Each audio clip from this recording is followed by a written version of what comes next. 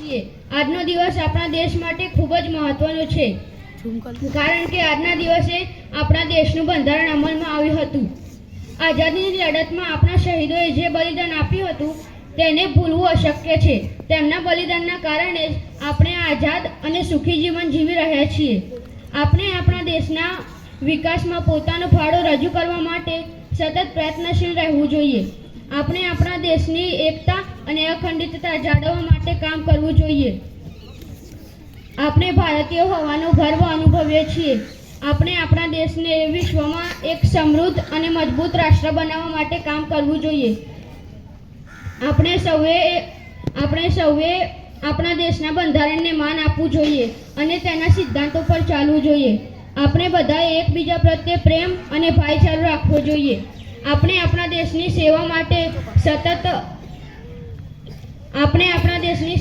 સતત પ્રયત્નશીલ રહેવું જોઈએ. આપણે આપણા દેશને વિશ્વમાં એક અગ્રણી દેશ બનાવવા માટે કામ કરવું જોઈએ. જય હિન્દ. આભાર.